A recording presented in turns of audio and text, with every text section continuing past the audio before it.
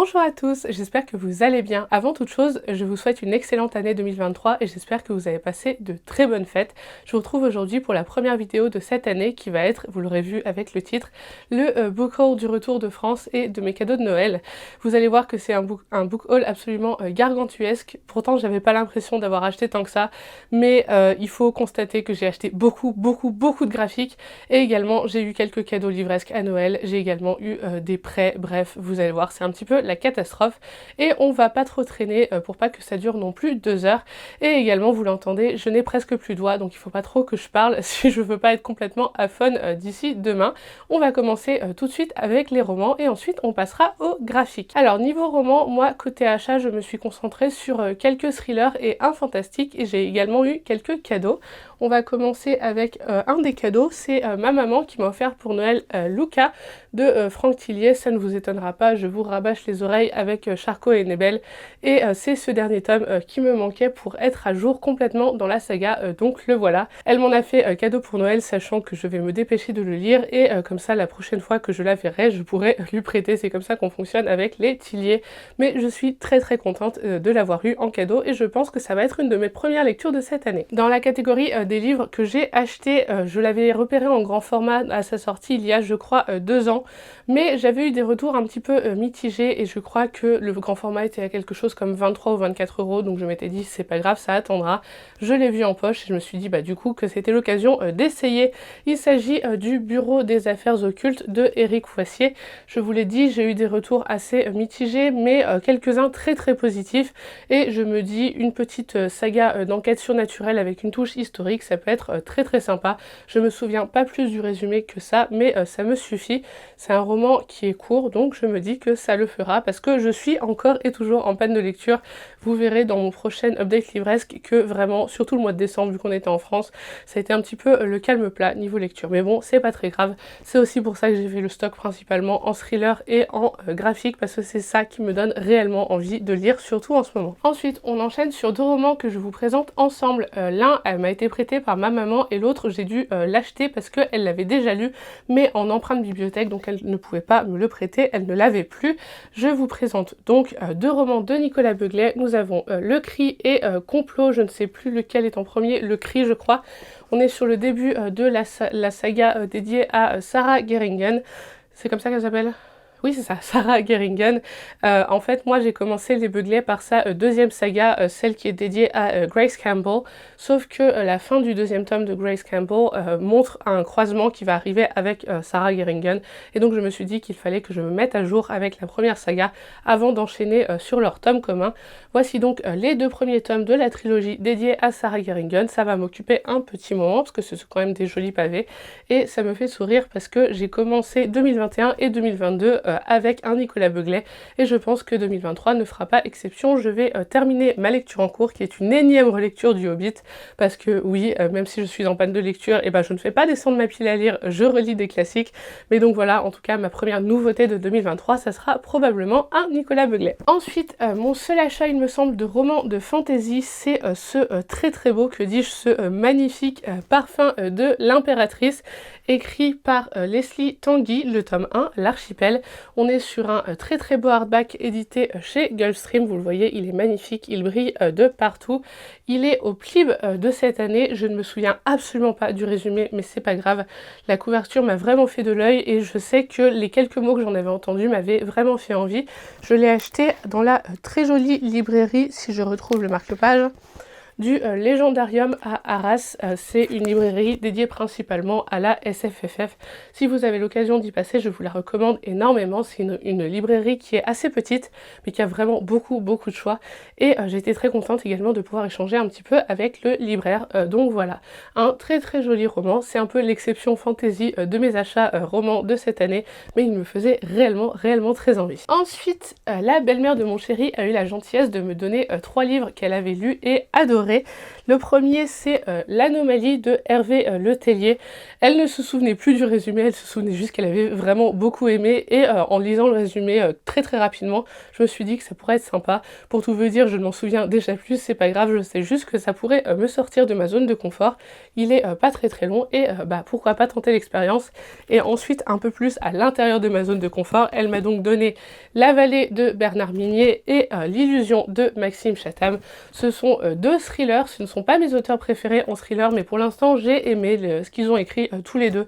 Je vous le dis, c'est vraiment pas mes préférés, c'est loin derrière Beuglet et Tillier en francophone, mais ça reste très sympa et ce sont des ambiances qui en général sont parfaites pour l'hiver, donc voilà, un grand merci à elle pour ces jolis cadeaux. Ensuite, un achat qui était censé être un cadeau, parce qu'en fait tous les ans j'achète ce livre à ma maman, c'est un peu notre tradition, sauf que cette année elle m'a devancé, elle avait même acheté en double pour l'offrir à une amie, donc j'ai gardé celui que j'avais acheté pour elle et je le lirai moi. Il s'agit de 13 à table, c'est le petit recueil, vous savez, tous les ans c'est publié par des auteurs qui écrivent chacune une nouvelle et les profits vont au Resto du Cœur. Voilà, c'est un tout petit recueil à 5 €. C'est vraiment une micro lecture. J'en ai quelques-uns dans ma bibliothèque que ma maman m'a prêté après les avoir lus. Je les ai pas tous lus, j'avoue, mais en général c'est sympa. Voilà, ça fait une bonne petite action pour terminer l'année 2022 et ça fait une petite lecture très sympa à caler entre deux choses plus grosses. Et vous entendez que ma voix commence déjà un peu à déraper, donc on se dépêche. Ensuite, ma maman m'a donné un livre qu'elle a eu, je pense, dans un pilon de bibliothèque. Il s'agit d'un Mario de Muraille dont je ne connaissais même pas l'existence, et pourtant j'en ai lu des Mario de Muraille. Il s'agit de Papa et Maman sont dans un bateau. Tout ce que j'ai retenu, c'est que c'est un livre édité à l'école des loisirs et que c'est sur la thématique de la famille. Voilà, il m'en faut pas plus. C'est pas forcément dans mes priorités de lecture, mais je suis toujours très contente d'avoir cette autrice dans ma bibliothèque. Et sur ce roman, on en termine donc avec les romans et on enchaîne avec les graphiques et vous allez voir que c'est là le très gros craquage, surtout niveau achat. Le premier, je vous le montre, c'est pas vraiment un achat pour moi, c'est surtout pour mon chéri, mais je sais que je vais le lire aussi, donc je vous le montre quand même. Il s'agit du Picsou, le dragon de Glasgow. C'est une BD de Chamblin et Petrossi. On est donc sur cette très belle collection de Glénat qui réédite un petit peu des versions un peu plus modernes de Mickey, Donald, Picsou et compagnie. Et là, vous vous doutez bien que moi, ce qui m'a attiré, eh bien, c'est le titre, c'est les origines de Picsou, donc en Écosse. Mon chéri était très content, il l'avait sur sa wishlist, ça faisait partie des choses qu'il voulait ramener de France et moi je le lirai avec grand plaisir. Dans les autres objectifs des choses à ramener de France, j'étais ravie de pouvoir me procurer le tome 6 de Aria, The Masterpiece de Kozue Amano. C'est un manga avec lequel je vous rabats les oreilles à peu près toutes les 2 ou 3 vidéos, mais en tout cas vraiment très régulièrement. Là encore, je crois que j'avais commencé 2022 avec le premier tome. Eh bien écoutez, je vais continuer dans 2023 à avancer dans cette saga. Maintenant j'ai du stock, je peux avancer sans crainte. Et d'ailleurs, petite remarque, parce que vous aviez été plusieurs à me dire que vous aviez vraiment du mal à vous procurer les premiers tomes.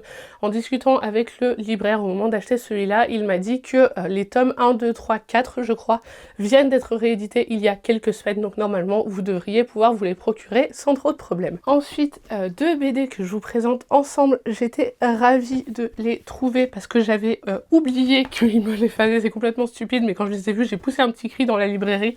Il s'agit des tomes 4 et 5 de Sorceline de Douillet et Antista. On est sur une petite saga de graphique jeunesse très mignonne, très doudou, avec des créatures fantastiques et une petite part de mystère. J'avais adoré les 3 premiers tomes et je suis donc très contente d'avoir ces tomes 4 et 5 en ma possession. Si je ne dis pas de bêtises, le 5 c'est la conclusion de cette saga, mais je me trompe peut-être. En tout cas, je pense que vous pouvez comprendre sans trop difficulté que bientôt vous allez voir dévaler une avalanche d'avis lecture sur des BD et des graphiques sur cette chaîne. C'est un petit peu ma solution de repli en cas de panne de lecture. Celui que je n'attendais littéralement pas, parce qu'à la base ce tome ne devait pas exister. La saga s'était arrêtée il y a 3 ans je crois avec le tome 6, donc j'étais vraiment ravie de voir sa sortie arriver l'année dernière. Il s'agit du très beau tome 7 de Enola Holmes, donc c'est l'adaptation en BD des romans de Nancy Springer par Serena Blasco, et je vois que là également c'est ajouté Lucie Arnoux. Il me semble qu'avant c'était juste Serena Blasco, mais je me trompe peut-être. Voilà, donc en fait l'autrice a écrit un nouveau roman dans cette saga, et Serena en a fait l'adaptation. J'en suis ravie, c'est ma saga de BD chouchou depuis très très longtemps. Je l'avais découvert je crois en tout début 2017 et j'étais tombée amoureuse immédiatement. Je suis absolument fan, que ça soit de l'histoire, des personnages, mais aussi du style graphique de Serena Blasco. Je vais vous montrer une ou deux planches. J'aime beaucoup la colorisation, j'aime beaucoup le trait de crayon et le mix de médium qu'elle utilise. Bref, je suis fan de cette saga, je vous en parle assez souvent je crois. Bizarrement, le film, j'ai aimé, mais sans plus. Je n'ai pas encore regardé le 2, il faudrait peut-être que je m'y mette. Mais dans tous les cas, je sais que celui-là ne va pas faire très très long feu. Toujours dans la catégorie saga de BD que je lis depuis longtemps et dont je suis très très fan, ma maman m'a offert le tome 6. Et sauf que on s'est rendu compte que je n'avais toujours pas lu les tomes 4 et 5, donc elle me les a prêtés. Voici donc les 4, 5, 6 de la Brigade des Cauchemars. Donc c'est la BD de Franck Tillier, Young-Guy Dumont et Drac. Le tome 4 c'est Mélissandre. Le tome 5 c'est Léonard et le tome 6 c'est Ariane. Pour tout vous dire, je crois que j'avais lu le tome 4 mais je ne suis pas sûre, donc j'ai préféré le prendre avec moi ici en Écosse pour le relire si besoin. Mais je suis très très contente parce que pour le coup je crois que le tome 6 c'est la fin de cette saga, sauf erreur de ma part. C'est une petite saga ado un peu horrifique slash science-fiction qui fait très très Stranger Things, avec une esthétique assez particulière mais qui moi me plaît bien. Je vous montre une ou deux planches sans trop vous spoiler. Voilà, vous voyez une esthétique assez sombre, des traits de personnages qui sont pas forcément hyper flatteurs mais qui fonctionnent ultra bien. J'aime beaucoup cette saga, ça fait pas partie de mes préférés mais je suis toujours très très contente de me replonger dans cet univers. Et encore une fois, un cadeau de ma maman. Il s'agit là aussi d'un tome 6 et là aussi je n'ai pas lu les tomes 4 et 5. Il s'agit de Nin, le tome 6, Lune de glace. Nin, c'est une saga de BD que j'ai découvert il y a très longtemps, je dirais peut-être 2015 ou 2016 au moment de la sortie des tomes 1 et 2, et j'avais eu un énorme coup de cœur, sauf que je crois que je m'étais arrêtée au tome 3 si je ne dis pas de bêtises. Et en fait il se trouve que ma mère connaît depuis assez peu de temps je crois le dessinateur de Nin, et elle a eu la gentillesse d'acheter le tome 6 et de lui demander une dédicace, et il a eu l'immense gentillesse d'accepter.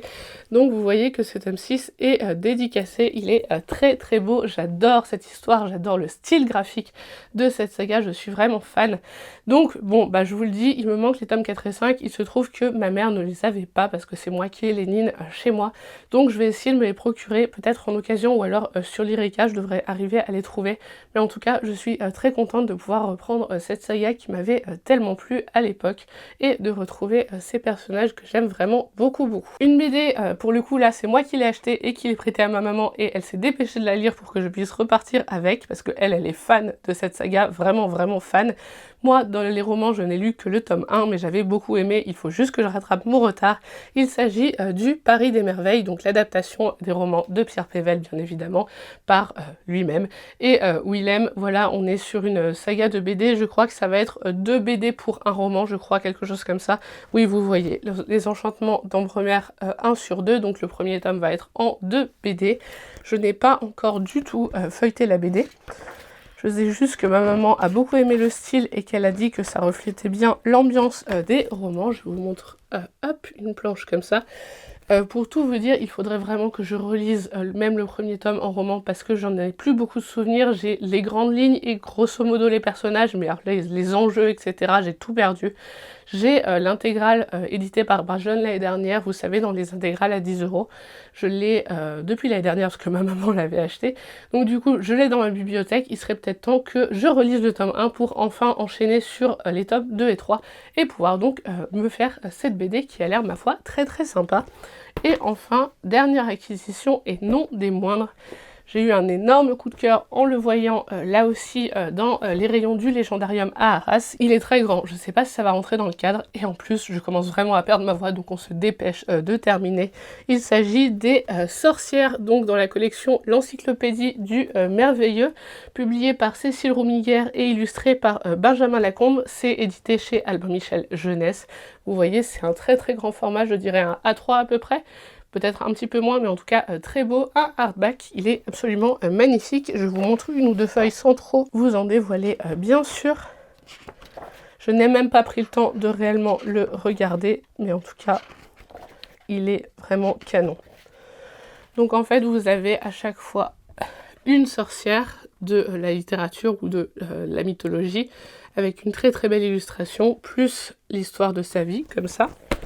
Donc par exemple là on a Lilith, la sorcière originelle entre guillemets. Vous avez également des pages un peu plus thématiques, par exemple les sorcières, femmes de pouvoir, ce qu'elles ont pu représenter à travers la mythologie. Et je vais vous montrer encore une page et ensuite, voilà par exemple, on va s'arrêter avec Circé qui est absolument magnifique. Regardez-moi cette illustration est canon. Donc voilà, un très très beau livre. Je crois qu'ils ont les fées dans la même collection. Je pense que je me le procurerai assez rapidement, mais en tout cas il me fallait en premier les sorcières. Je crois que ça n'étonnera personne. On voit là par exemple la maison de Baba Yaga. Bref, j'ai vraiment hâte de me plonger dedans. Il est canonissime et je suis ravie de me l'être procuré. Eh bien, écoutez, c'en est tout pour moi et ce petit, ou plutôt cet énorme book haul. J'espère que ça vous aura plu. N'hésitez pas à me dire ce que vous en avez pensé et n'hésitez pas à me dire si vous aussi vous avez été gâtés à Noël, si vous avez reçu des livres. Mettez-le moi en commentaire, je serai ravie d'échanger avec vous à ce sujet. Pensez à mettre un petit pouce en l'air si cette vidéo vous a plu ou éventuellement à vous abonner à la chaîne si ce n'est pas déjà fait. Le meilleur moyen de soutenir la chaîne, c'est de recommander cette vidéo ou cette chaîne en général à quelqu'un à qui ça pourrait plaire. Moi je vous dis un grand merci d'avoir regardé cette vidéo jusqu'au bout et je vous dis à très bientôt. Ciao!